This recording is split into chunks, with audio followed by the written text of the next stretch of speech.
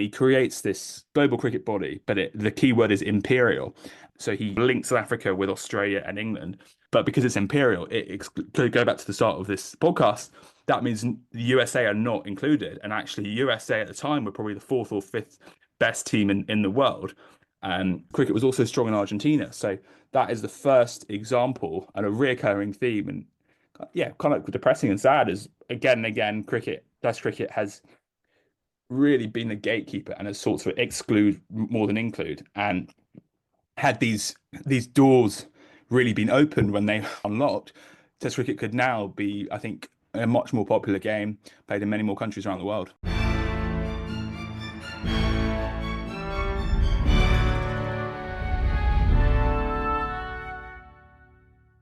Hello. On the 15th of March 1877, play began between England and Australia in Melbourne. So began an extraordinary tradition of the finest form of sport, the Test match, an incredible innovation that involved two teams playing cricket for up to 9 days in one case. It is unique in sporting contests. However, Test cricket is bound up by empire, class and race, so is a complex beast. Great teams have been barred from competing, and there have been moments of high controversy, including Bodyline and the D Oliveira Affair. One thing remains constant: the England batting collapse. Joining today is cricket writer Tim Wigmore, journalist at the Telegraph and author of a wonderful new book, Test Cricket: A History. He joins to discuss all the above and more. Coming up, I have the Korean War, the SAS, a history of the ancient world through women, and much more. So please do share with friends and family and subscribe or follow. But until then, it's me talking with Tim Wigmore on Test Cricket.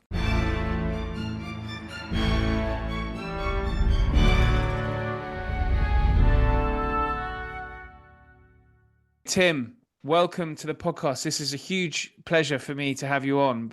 Thank you very much for joining me.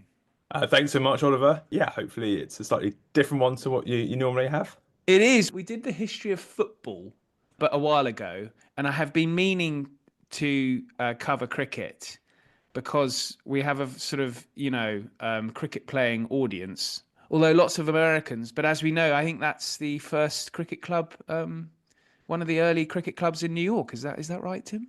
Well, yeah, the first international game of sport, let alone not just cricket, but any international sport, was United States v Canada in 1844 in New York. Wonderful. Okay, so that means the entire American audience are gonna not turn off. But we're here to talk about your fantastic new book, Test Cricket: A History, which I have been having a huge amount of pleasure in reading, and it's a beautiful looking book in white, quite appropriately. Yes, and it's 5 years from inception to now, so kind of surreal to see it out, and yeah, very, very exciting. And Well, yes, this is quite a subject. Have you always wanted to cover it? Um, so I've written before books on T20 and various other aspects of cricket. But T20 is like the short version of cricket. So there's a kind of coherence in going from the shortest to the longest. My friend Simon Wilde wrote a very good history of English Test cricket, which came out in 2018. And I remember I was talking to him and I said, "Oh, this is great, but someone should do this, but globally." And he said, "Oh, I can't be bothered, basically." And I said, "Okay, maybe I'll have a crack." And that was actually in March 2020, of all places, in Sri Lanka, the night before we had to go home because of COVID. That was where the idea was hatched. And yeah, 5 and a bit years on, here we are. Fantastic, fantastic.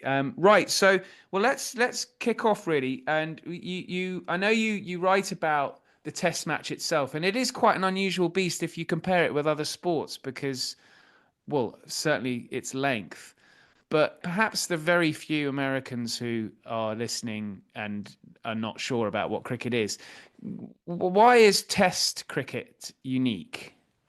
Well, I suppose Test cricket is unique because the game goes on so long. So typically 5 days, but actually, as I show, anything between 3 days and so-called timeless. And timeless is when you would just play them to a finish. And one of the great stories in the book is March 1939, England are in South Africa, and they have this very long match. It goes on until the end of day 9, and England look like they're going to win, but then they have to leave to catch the boat home. So yeah, it's a very idiosyncratic, strange game, and that's kind of always been the case. And it's sort of both part of what we had throughout history. Actually, there's been worries about the future of it, but I think those idiosyncrasies are also why it's endured and remain and has got a very, very kind of captive audience. And I think as I show, Test cricket has had much broader significance than just the game. Quite a lot of examples I give. I suppose the huge one is 1960. Frank Worrell becomes for West Indies the first black captain with tenure. So before, West Indies, incredibly, really just had white captains.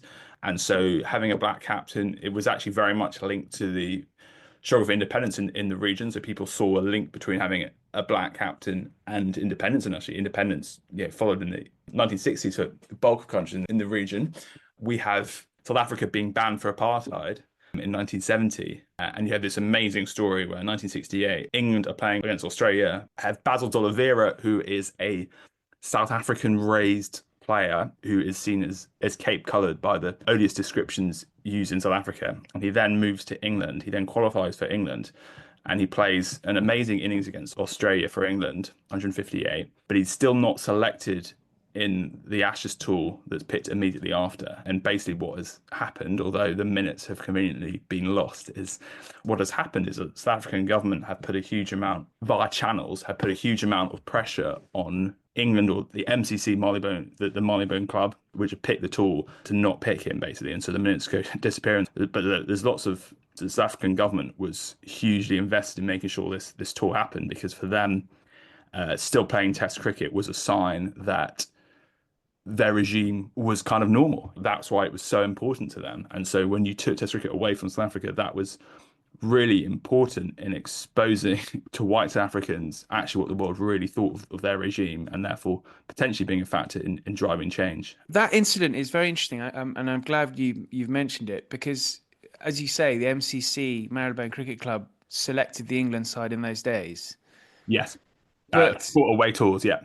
right, for away tours, yes, important distinction. Ultimately, the decision made not to pick D'Oliveira is made by really a handful of committee members, as opposed to, there's no kind of wider engagement, certainly not with the MCC membership, which is a private members club. I mean, this is people listening to this, even in 1968, this sounds like a sport run by a bunch of amateurs.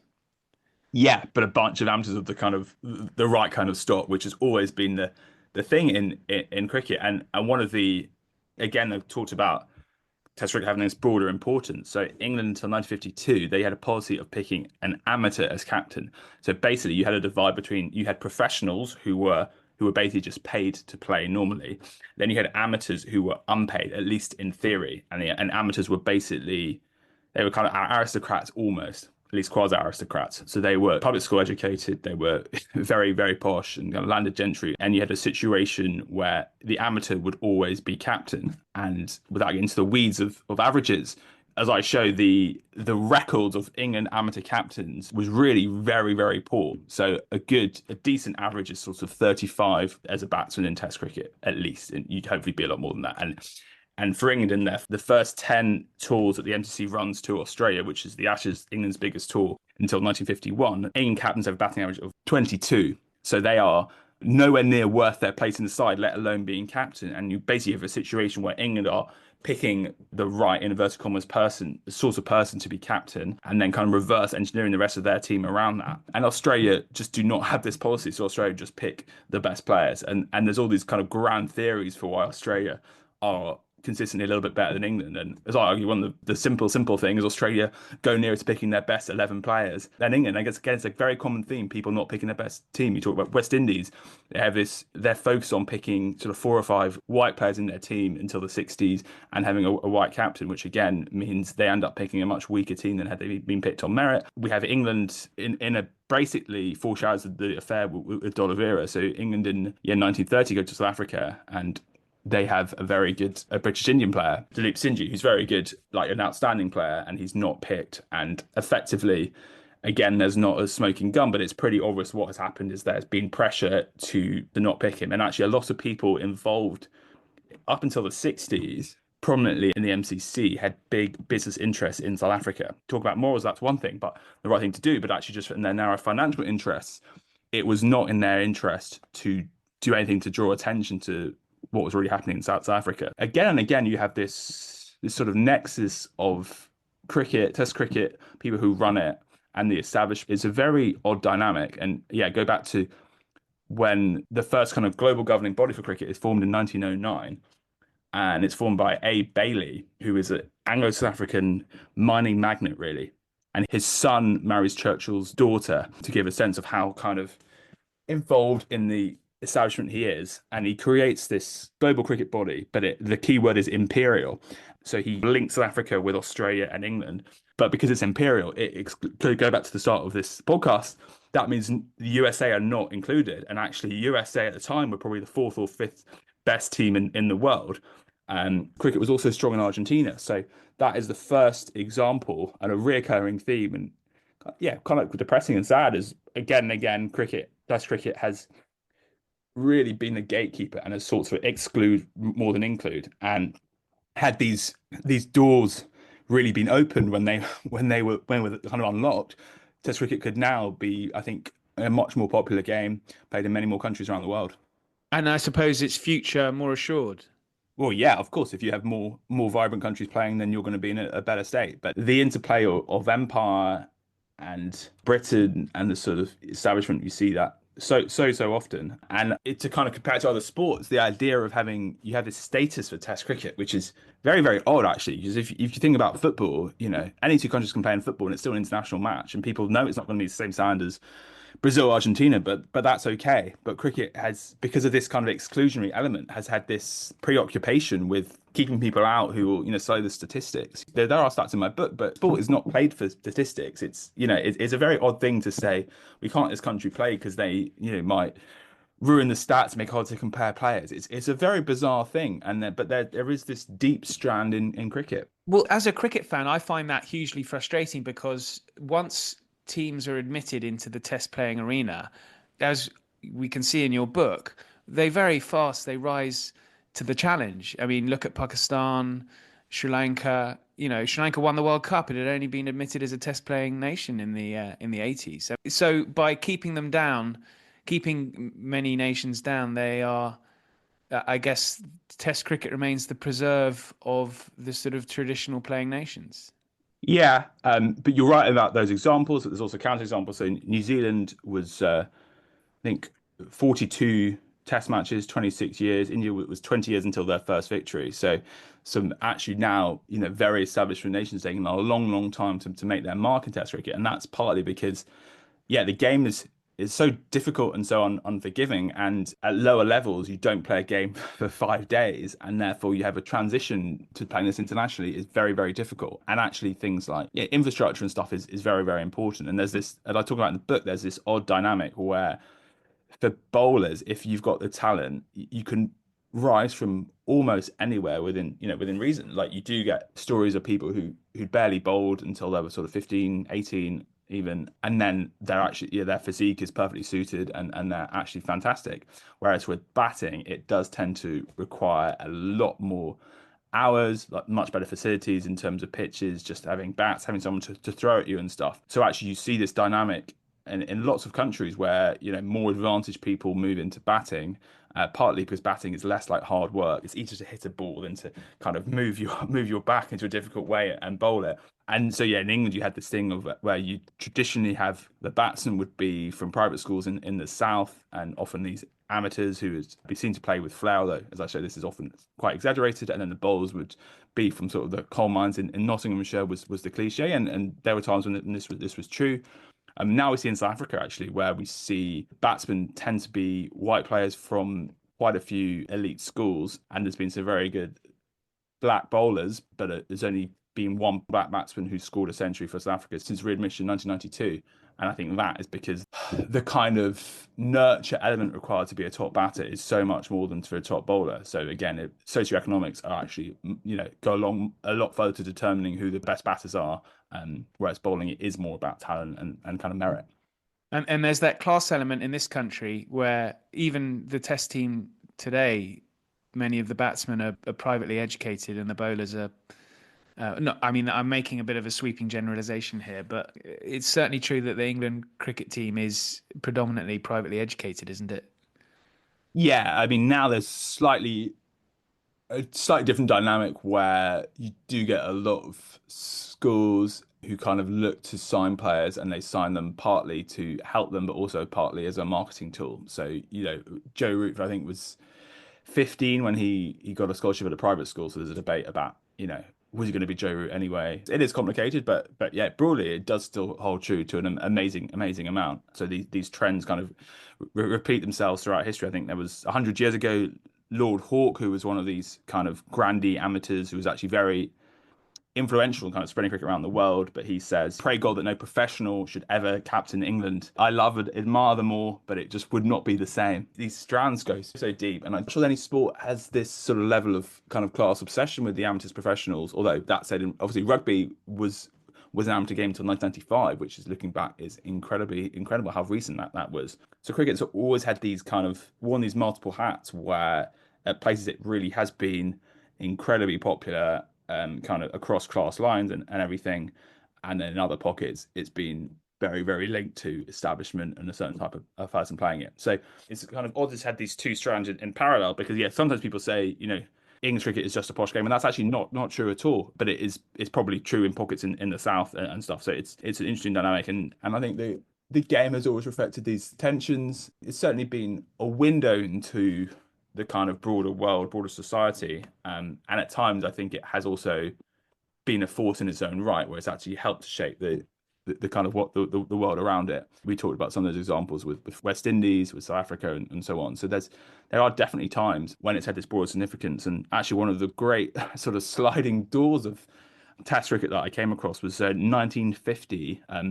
Nehru was basically deciding whether India should be part of the Commonwealth or kind of leave the Commonwealth. And at the time, to play Test cricket, you had to be in the Commonwealth, which again was part of the reason why USA and Argentina had been excluded before. So if Nehru had decided for India to leave the Commonwealth, then as far as we know, they would have been kicked out of Test cricket. And then cricket today, I guess, looks very, very different to how it does. Yes. So India, thanks to India, cricket is the second most popular sport in the world. I think, is that about right? I think it's a fair based on the number of people who watch and play, that's a fair comment. But obviously, the number of people who play and watch is very concentrated in the subcontinental Asia. And this obviously ties up with, the Commonwealth and of course Empire, as your book covers in great detail. And so, without wanting to go down that regressive argument of whether Empire is good or bad, without the Empire, the development of cricket, I guess, wouldn't have developed, certainly not in India as much and in the other ex-colonies. But at the same time, Empire is that restraining influence on the development of the game. Yeah, no, I think that's right. It does these two things at once, because it's seen as a very English game initially, and you get soldiers who are playing it in India and Sri Lanka and kind of around the world.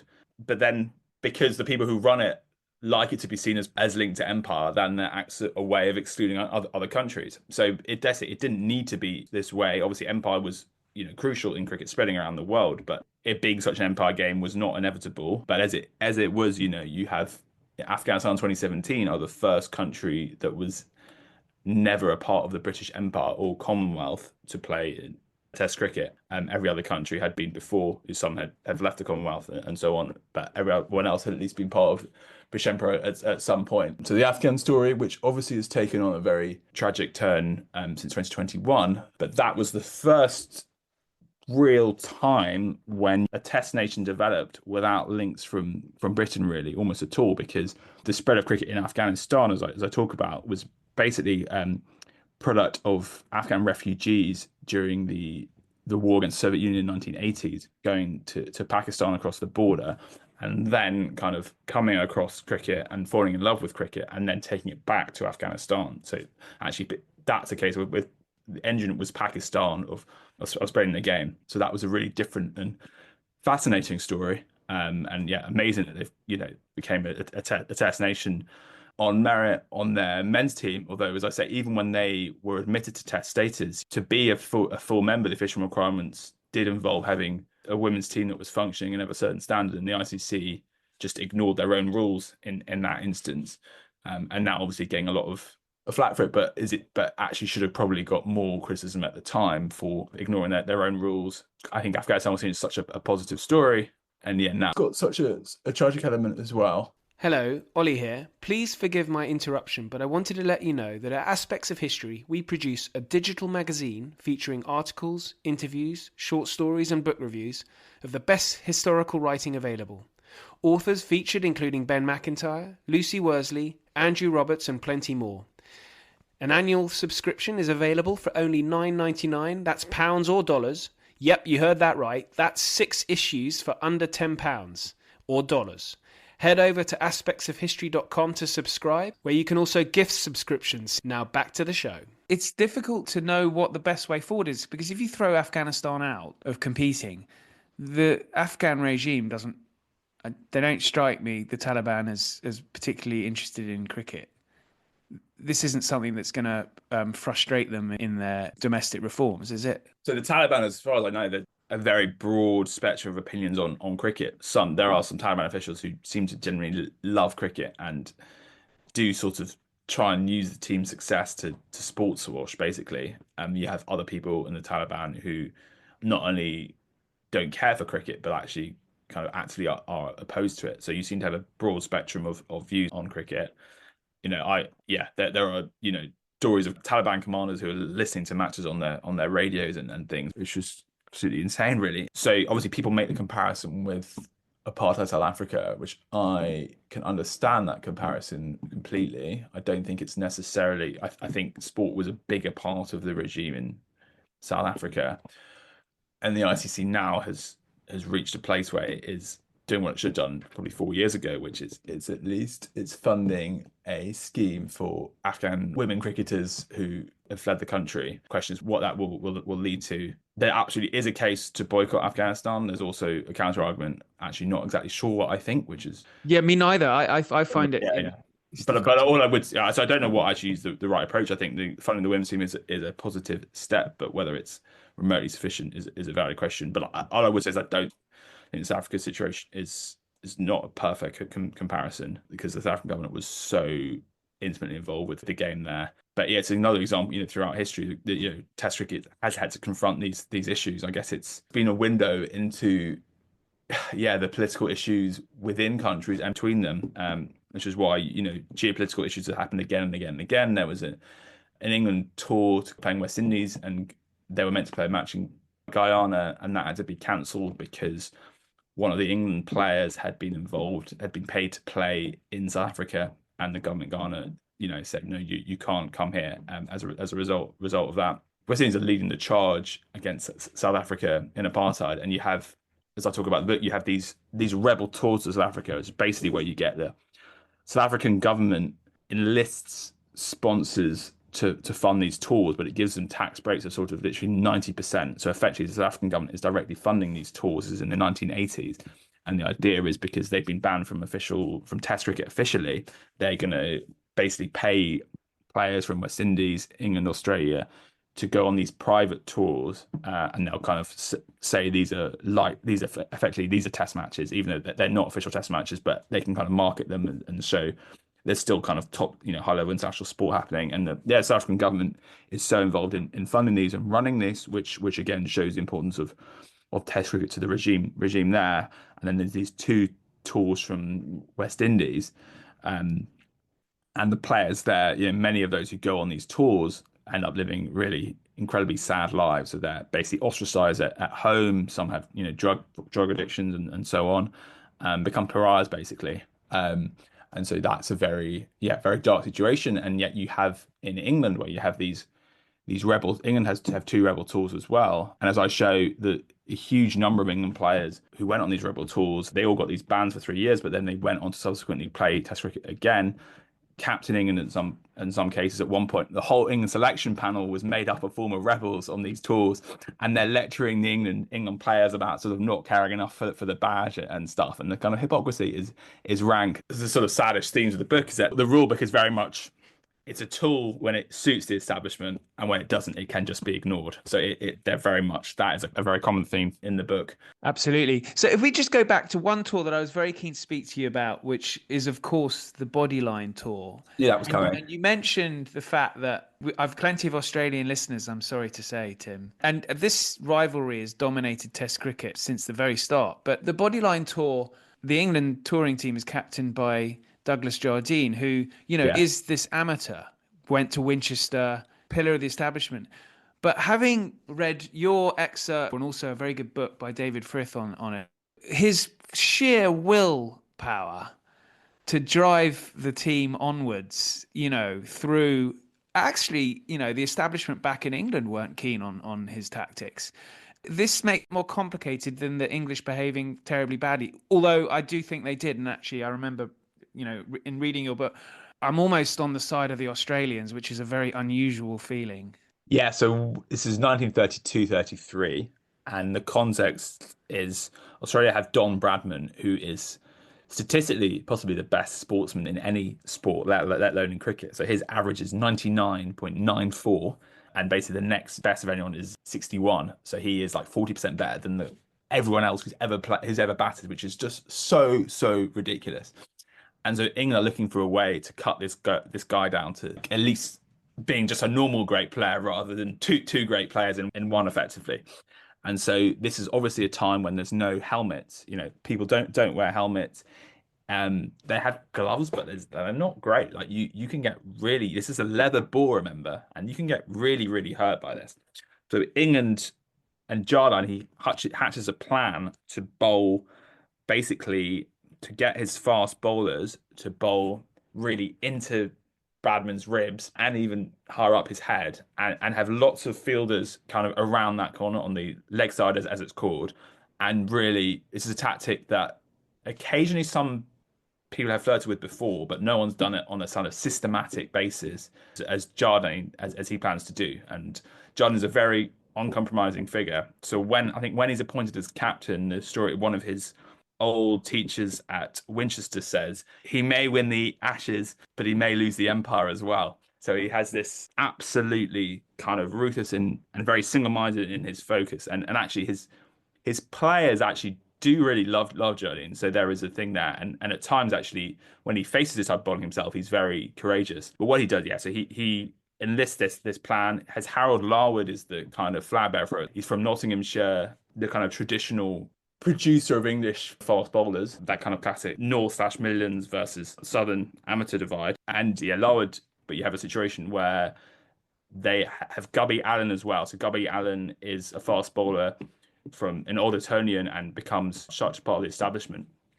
But even while the rest of his teammates are doing this, Gubby Allen refuses to bowl this tactic at the same time. So even within the team, there's tensions as well. But led by Larwood, England go for this tactics. Bradman averages 56 rather than 99. So again, he's just like a normal great player, not like two great players in one.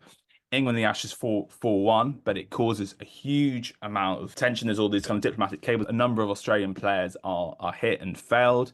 When Larwood goes to a theatre, he kind of overhears a little girl who points at him and goes, why mummy? He doesn't look like a murderer. It causes because it's seen as England have gone against foul play, and actually they are bloody hurting Australia, and they could easily kill an Australian. There's these kind of overtures. Jardine just makes it clear the whole time he will not stand down from these tactics. Even in the last match, actually, England are 3-1 up already, so they've already won the Ashes, and he still sticks to the plan. And then you have a situation afterwards where there's all these sort of tacit agreement on the future, and Australia cannot be seen to be doubting the sportsmanship. That is from England's point of view, that's what caused the crisis when they think the Australian board are kind of doubt their sportsmanship and their fair play and stuff. But you have a situation where it does cause a big crisis in the game, and Larwood has made the scapegoat really because he's asked to apologise. He says, "I've nothing to apologise for," and he completely does not, because he is just doing what his captain has told him, and he's bowling fantastically well. But he's then never picked for England again, which is absolutely astonishing, and again an example of what we see throughout history of the rules being used in different ways for different people, and people being scapegoated when they don't fit in certain categories. Just moving to other ex-colonies, and I grew up like many watching the Great West Indies side, certainly the 80s that I remember watching, and so for me they're the greatest side of all time, no question. They are then, because they've got this sort of conveyor belt of fast bowlers, are able to bowl, short pitch bowling, which causes problems for every other team. And then the rules are amended so that they can only bowl one bouncer in an over. And I think the argument that the time is that, oh, it's boring to watch bouncers, which I've certainly do not agree with. And then also, and I know we mentioned this just before we start recording, my first test match was watching England play Pakistan at Lords when Pakistan have this incredible victory. I think 17 wickets fall in the final day. And this is where Wasim Akram and Vakar Yunus are bowling reverse swing, Yeah. very fast. And then there is, in my 1992 Wisden, Jack Bannister writes an article on the two of them, reverse swing, fair or foul. Yeah. And he suggests an amendment to the laws of cricket. And so it seems as though, and I think Jack Bannister didn't suggest that they were bowling unfairly, by the way, I should point out. But it seems as though whenever, these kind of ex-colonials start winning, the powers that be think that's terribly unfair. We must change the laws to make it a little bit fairer for perhaps the big two at the time, which were England and Australia. Yeah, I think that's a pretty right. fair depiction of Glad we agree. there's always this kind of English hypocrisy, and because in Australia until 1993, they basically have a veto at the ICC, which means they can at least block anything that they don't want to happen. So they have a huge amount of power, which breeds great resentment, and rightly so, from other countries. You think, why should these two countries have to have all the power? And of course, just on the kind of hypocrisy issue, that the most glaring, really probably instance of all, is we talked about how you had to be a member of the Commonwealth to play Test cricket. But what happens in 1960, South Africa are kicked out of the Commonwealth, which means by the laws of the ICC at the time, they literally could not play. They were not eligible to play Test cricket.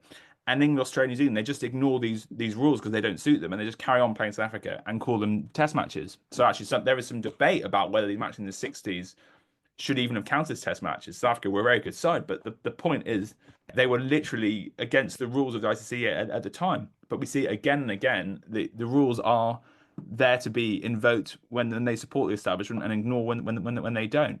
There's a lot of kind of great players and great moments and great matches.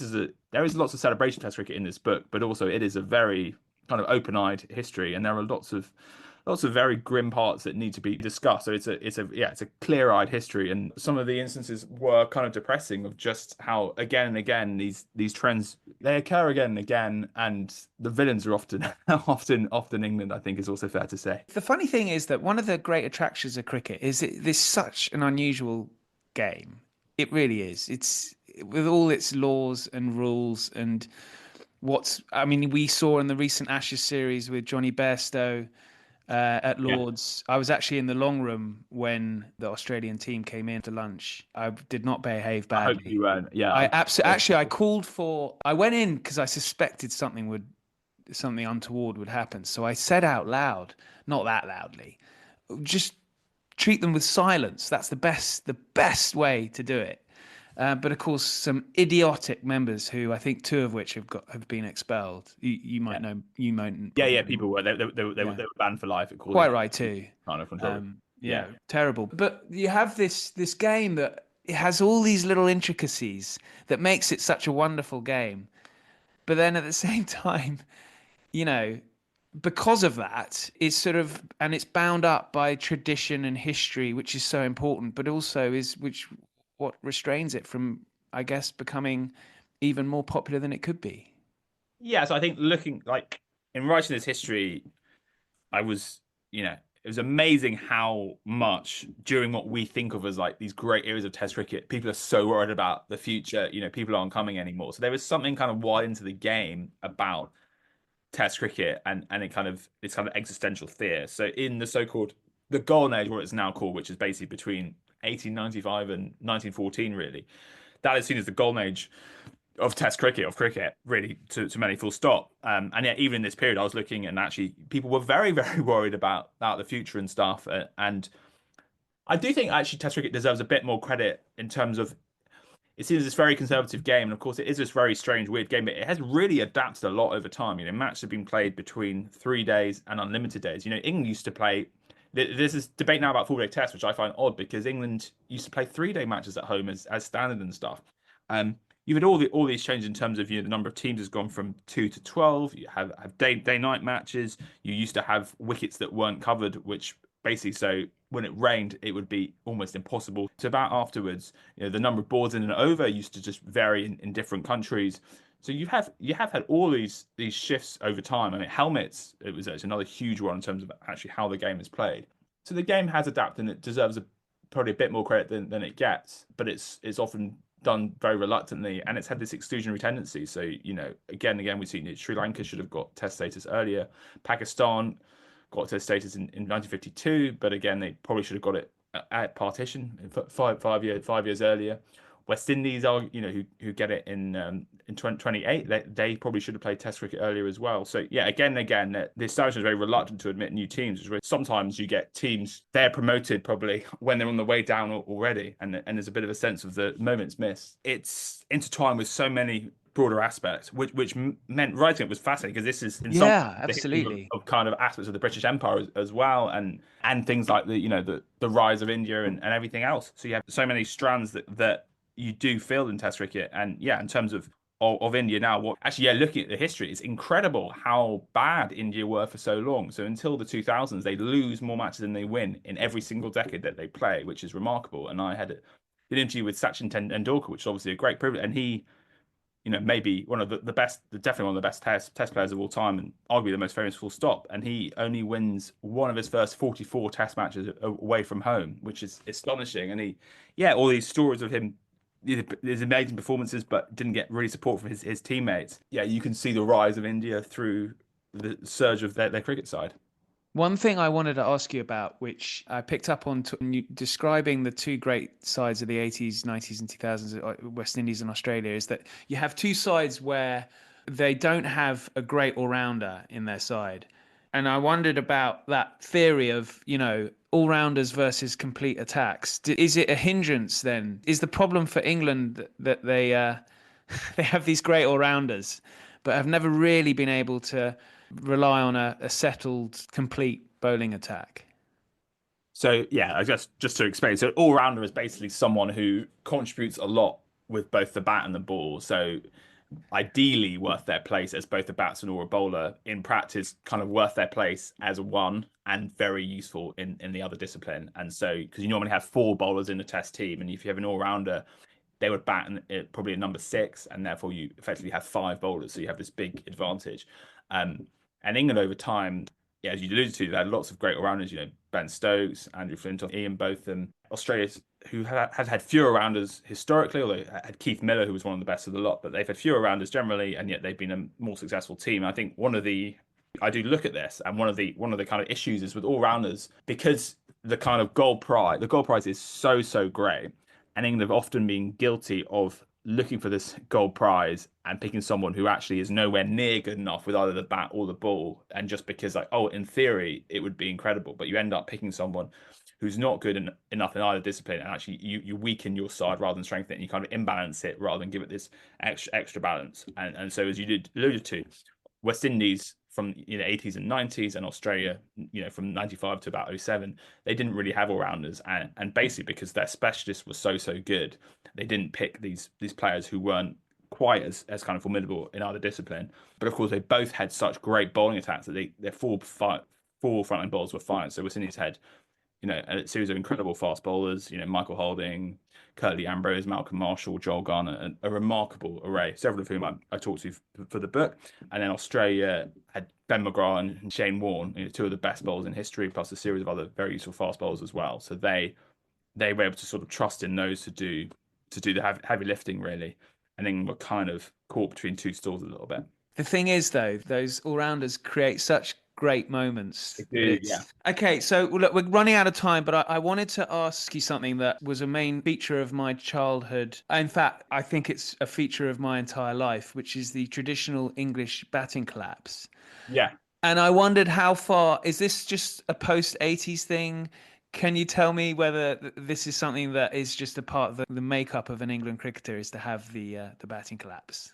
Well, so as I show in the very, very first Ashes match, which was 1882, the game that gives birth to the Ashes, there's a very dramatic English batting collapse. They need only 85 to win. They reach 65 for 4, and yet they succumb to be all out for 77. So one of the great traditions is for the English batting collapse in the very first game. Some great stories of that game is at the Oval in South London, so maybe not too far from you. One of the great stories that England's number 11 there, so their last batsman, he was watching and he was sipping champagne, but not out of sort of premature celebration, but because he was so nervous. But he comes out and he's bowled very, very, very quickly. So there we have the England bat collapse. It's there right from the start of Test cricket, and over time, it kind of it's a repeated trope. And I think a lot of English Test cricket fans, although they hate these collapses, there's a certain comfort there because it kind of reminds them of times when they were kids and stuff. And it does seem a reoccurring thing. So it's one of those, definitely trace the lineage of it throughout Test history. Well, Tim, this has been such a great pleasure to speak to you, and I wish you all the best of the book. It really is just a marvellous book covering all you really need to know about for Test history and more. So thank you very much for joining me. Thanks so much, Oliver. It was a real pleasure to chat.